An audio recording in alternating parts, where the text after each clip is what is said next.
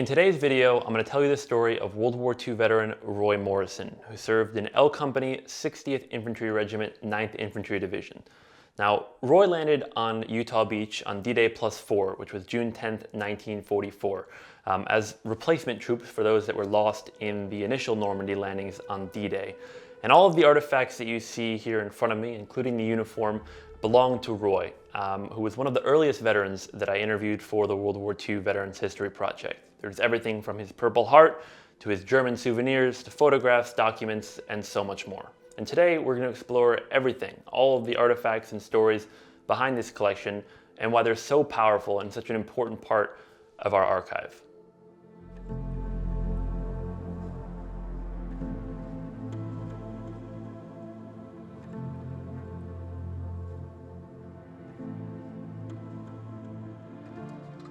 Now, everything you see on the table here was either donated by Roy or his family. And in fact, the very first artifact that became part of the World War II Veterans History Project is actually Roy's uniform. When I sat down to do the interview with him in 2015, this was a piece that he very graciously gave to me when I was just beginning this work to document the stories of World War II. And I think it's pretty safe to say that without this generous gift and this generous donation of his uniform, there very likely wouldn't be this museum collection as part of our nonprofit organization. He truly was, the founder of that, and I couldn't be more grateful for his contribution to make our efforts reality. After landing on Utah Beach on the 10th of June, Roy and his outfit fought inland through the Norman countryside and into the hedgerows, which very quickly became a formidable obstacle for US forces in Normandy. Hedgerows are essentially man-made obstacles comprised of natural elements, and the way that they were formed is pretty simple. Norman farmers would plow their fields, and all the dirt, debris, rocks, and brush would pile up at the edge of their properties and essentially form a natural wall or a barrier to their land. And over time, trees, growth, and vegetation would form on the top. So some hedgerows in Normandy were as small as 3 feet tall and others up to 12 feet tall after years and years of plowing and piling this debris up into these natural barriers. On the 14th of July, 1944, which was Roy Morrison's 20th birthday, he and his outfit were fighting to take the French city of St. Lo during their push across Normandy. While fighting to take a stretch of hedgerow on the outskirts of the city, they came under heavy German machine gun fire, and Roy, alongside several of his comrades, was wounded in action. He laid there for nearly 4 hours before medics were able to evacuate him to an aid station away from the front lines, where doctors examined him and removed 1 bullet from his leg. Now, for wounds received in action on the 14th of July, Roy was awarded the Purple Heart Medal, which you see here. But the story of Roy's wound doesn't end there. Nearly 60 years later, Roy was having sciatic pain and went to the hospital, and the doctors x-rayed him and asked him very bluntly, "When were you shot?" And he said, "Oh, 1944, during World War II. And they asked him once again, "When were you shot?" And he said, "Oh, I'm being serious, during World War II. And as it turned out, when the doctors were examining him after being wounded, they removed only 1 bullet, but 2 bullets had entered Roy's leg on that day. And nearly 60 years later, a second bullet, which you see here in the x-ray, which had never hit bone, was removed from his leg. And it's just an incredible story that nearly 60 years later, this bullet was found and removed. And during our interview in 2015, Roy told me this incredible story of how he was wounded and, of course, how this bullet surfaced after so many years. And in his own words, he told me that if he could carry the weight of the bullet for 60 years, he was going to wear that weight for the rest of his life. And as a result, he had the bullet mounted on a chain, and for the rest of his life, he wore it, as you see here, around a chain around his neck. I got wounded on my birthday, July 14th. So I made it from D-Day to the 14th of July. We're advancing because we want to take St. Lo.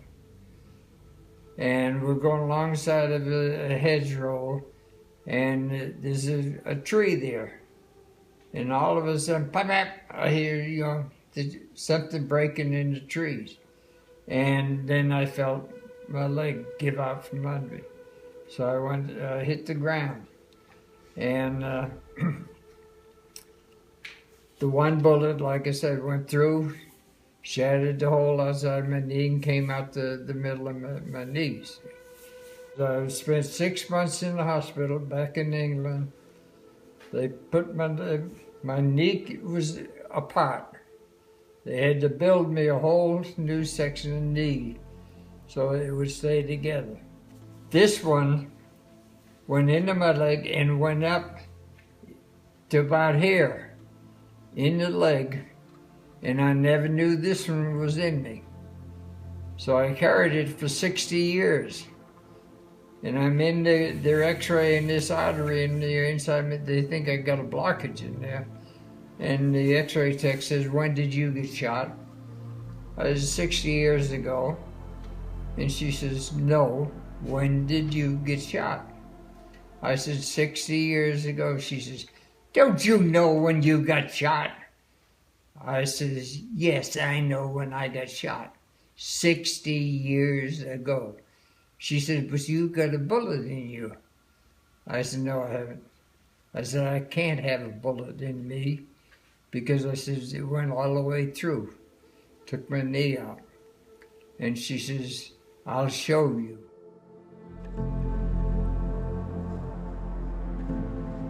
And here's this bullet, and it's right here. You know, but you can see it never hit bone.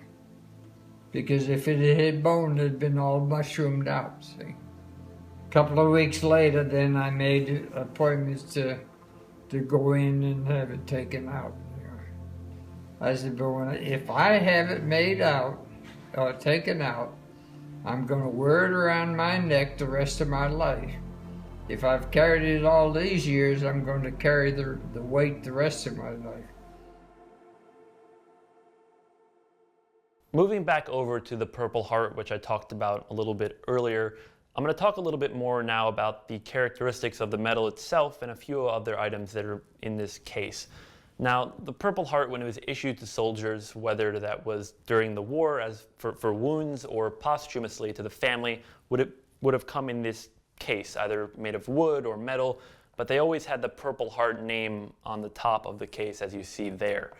Inside the case, you have the full-size medal itself, you have the ribbon bar, as well as a lapel pin that would have been worn like on suits or other non-military clothing. Inside here, you also have one of Roy's original dog tags, and it indicates that his name when he got his tetanus shot, T43, which would indicate he got it in 1943, and then again in 44. 44 is noted on here as well. His blood type, O, his religion, Protestant, and the address of his next of kin, which is listed here as an address in Miami, Florida. Despite Roy's severe wounds, his military service didn't stop there. Of course, he had a pretty extended stay in hospitals throughout Europe, but he went back into service, actually serving as a cook aboard a troop train, serving meals to soldiers during the Battle of the Bulge and beyond during the final months of World War II. Now, all of the patches and insignia that you see on Roy's uniform here behind me represent the entirety of his military service. To start off with, you have the ribbon bars that are pinned to the chest, the Purple Heart, the Army Good Conduct Medal, and the European Theater of Operations Medal with 3 battle stars, which indicate the 3 campaigns that he participated in, which were Normandy, Rhineland, and Central Europe.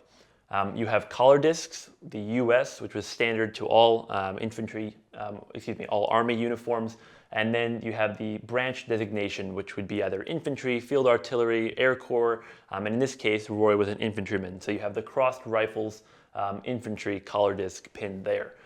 Moving on, you have the Presidential Unit Citation there, as well as the ruptured duck, which wasn't initially intended to be a duck.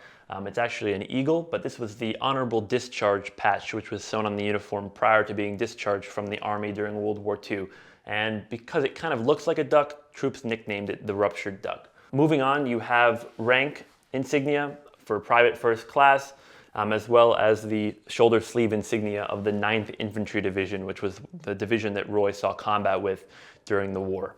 And like I mentioned, he also went on to work aboard troop trains during the war, prior or after he was wounded, hence the European headquarters patch on the other sleeve, which would have meant he was assigned to a variety of different outfits while working as a cook. Here are the overseas stripes. Each of these indicates 6 months of overseas service. So in this case, he served 1.5 years overseas during the war. Two of the pieces that are on the table in front of me are actually German souvenirs, bringbacks that Roy took during his time in Germany and brought back to the United States after the war. And the first one here is a German SS armband that would have been worn on black uniforms prior to World War II.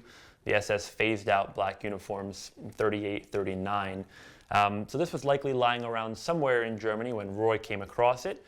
And the way that you can tell it's an SS armband, as opposed to a regular German armband for a different paramilitary branch or a different section of the German government, is the presence of the black stripes here on the top and bottom of the armband. This is a multi-piece construction armband, so the swastika, the roundel, the band itself, and the stripes on the bottom and top are all separate pieces. So it's a pretty high quality construction.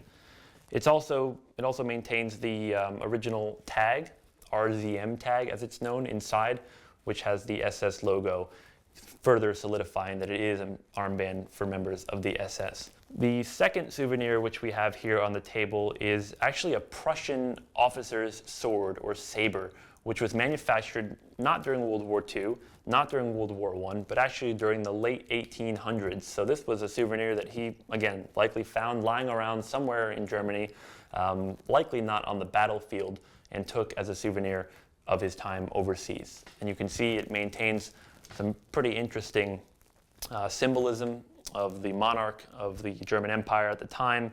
It's in fairly decent condition. The blade doesn't have any pitting or rust on it, and the handle and hilt are also in fairly decent condition as well. And this is one piece that he figured would make for a memorable souvenir during his time overseas, and it stays with his collection today. Earlier I mentioned the significance of Roy's uniform you see behind me as being the first artifact in the World War II Veterans History Project collection. But the Purple Heart, the bullet, and the dog tag are among the most meaningful in our entire collection.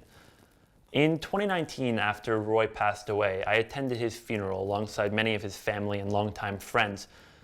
And during the eulogy, Frank, his son, gave me the Purple Heart and the bullet from Roy's coffin. Now, these pieces are absolutely incredible historical artifacts, but for me, they're incredibly personal as well. And I'm grateful for the opportunity to carry on Roy's story through his historical artifacts, but also through his oral history as well. If you're interested in seeing more videos like this, I urge you to subscribe to this channel, like the video, and leave a comment down below on how you're enjoying these stories and what we can do to make them better.